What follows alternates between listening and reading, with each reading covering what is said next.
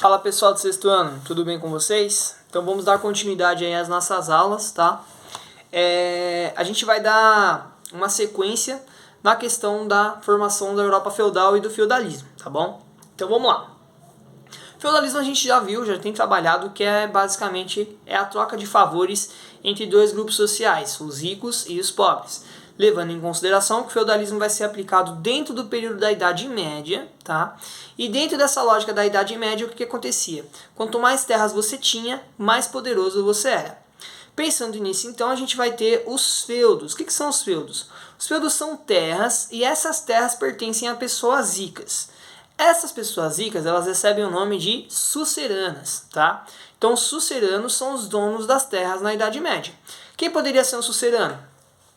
Pessoas com alto poder aquisitivo como reis e também a igreja católica da época que também tinha um alto poder aquisitivo, tá? Os suceranos, eles podem ser conhecidos com outro nome também, senhor feudal. Então, senhor feudal e sucerano é a mesma coisa, tá bom? Num outro ponto, nós vamos ter a presença dos vassalos. Os vassalos são as pessoas pobres que necessitam de terras para trabalhar, tá? Os vassalos também são considerados como servos. Então, como é que funciona a ação feudal? Então, você tinha o sucerano com várias terras sem ninguém para trabalhar. O vassalo sem terra nenhuma precisando trabalhar. Então, eles fazem uma espécie de acordo. O sucerano entra com as terras, o vassalo entra com o trabalho, tá? É óbvio que quem vai sair no lucro com isso vai ser o sucerano, porque a terra dele vai ser produzida, né? Vai se produzir na terra dele e ele vai ter lucro em cima disso. Só que para o vassalo não era algo tão ruim, porque ou ele fazia essa ação ou ele morria de fome porque não tinha nenhuma terra. Tudo bem? Por isso que a gente fala que é uma espécie de troca de favores. O que garantia essa ação entre sucerano e vassalo? O que garantia essa ação era a questão do contrato de fidelidade. Então, o vassalo, o cara camponês pobre, trabalhador, que trabalhasse para o sucerano, que era pessoa rica, tinha que assinar um contrato no qual ele não podia trocar de feudo e nem abandonar o senhor feudal sem pagar suas dívidas. E o que eram essas dívidas, pessoal? Então, assim, eram dias trabalhados na terra. Então, basicamente, nós temos os 7 dias da semana. Então, vamos pensar o seguinte. Nessa terra que era doada pelo senhor feudal ao vassalo, ele podia trabalhar somente 2 dias, tá? O restante dos dias da semana ele trabalharia para as terras do senhor feudal. Então daí você já observa o lucro. Além do fato desses 2 dias que ele trabalhava nas terras que eram dele, ele tinha que dar parte da sua produção para o senhor feudal. Então daí a gente entende o porquê que o feudalismo na Idade Média foi crescendo rica cada vez mais esse pessoal, tá? Por quê?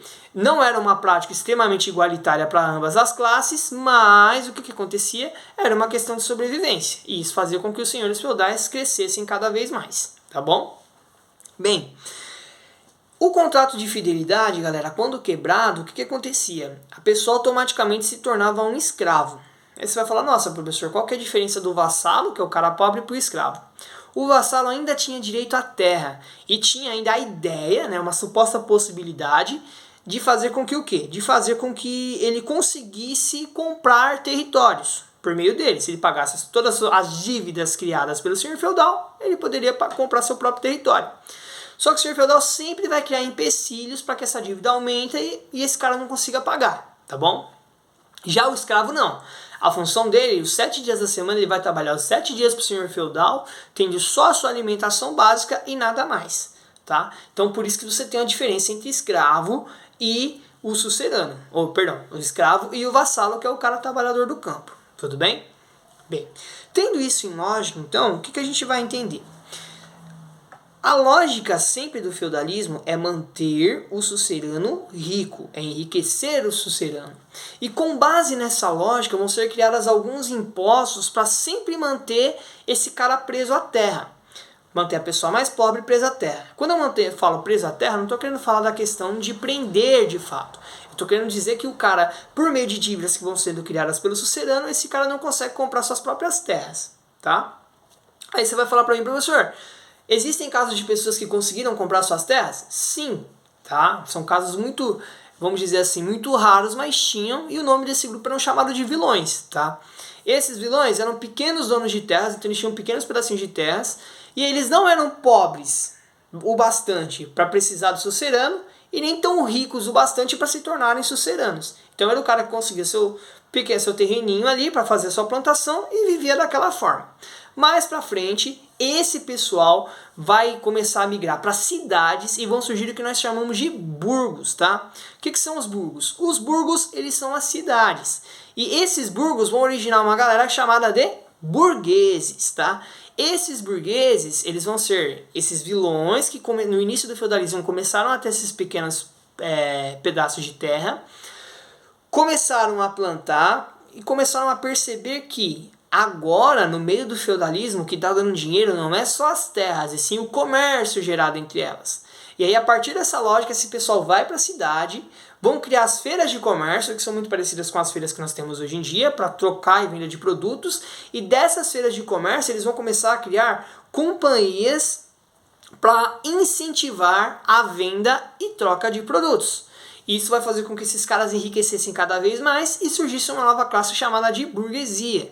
A burguesia eram pequenos comerciantes ricos. Então essa galera que tinha seu território lá no início do feudalismo, começou a fazer um investimento na cidade, na compra e venda de produtos, começa a enriquecer, começam a ter os seus burgos, que são as cidades, e começam a lucrar em cima disso, se tornando burgueses, ou seja, comerciantes ricos, tá bom? Bem, dentro do feudalismo, para manter essa ação, nós tínhamos aí a presença de alguns impostos para manter o feudalismo ativo. Quais impostos eram esses? Então a gente vai falar de 4 impostos específicos aqui, tá bom? O primeiro era a corvéia, tá? Que era o trabalho por alguns dias na terra do sucerano. Então é esse que a gente viu, dos 7 dias o cara tinha que trabalhar 2 dias na terra dele e o restante dos 5 dias para o sucerano. Não cumpriu isso, se tornou escravo. Depois, a talha, que era a doação de parte dos produtos ao senhor feudal. Então a doação entre aspas, por qual razão? Ele tinha que, obrigatoriamente, o que ele produziu na terra dele nesses 2 dias, ele tinha que doar parte para o senhor feudal. Então lembra, sempre mantendo esse enriquecimento. Terceiro, banalidade. Para se fazer uma plantação é necessário ferramental, ou seja, você precisa de ferramentas para realizar a plantação. O cara, como era pobre, não tinha essas ferramentas. Então o senhor feudal, ele cobrava um imposto, uma espécie de aluguel sobre essas ferramentas, tá bom? Que era chamado de banalidade. E por último, a gente vai ter a aplicação do dízimo, galera, que é a doação de 10% de tudo que é gerado para a Igreja Católica da época. Por isso que a gente fala que a Igreja Católica ela também se torna um senhor feudal, porque ela vai enriquecer com essas ações também, certo? Com a aplicação de toda essa questão, o que acaba acontecendo, pessoal? A gente passa a ter então, durante muito tempo, isso aqui a gente está falando de séculos e séculos, a aplicação desse sistema feudal dando muito certo. Tá? E com o passar do tempo, a Europa ela acaba fazendo qual lógica disso? Ela acaba crescendo, só que percebe-se que a compra e venda de produtos acaba se tornando algo mais lucrativo. E aí você começa a ter essa saída das pessoas do campo, então os feudos em si, tá?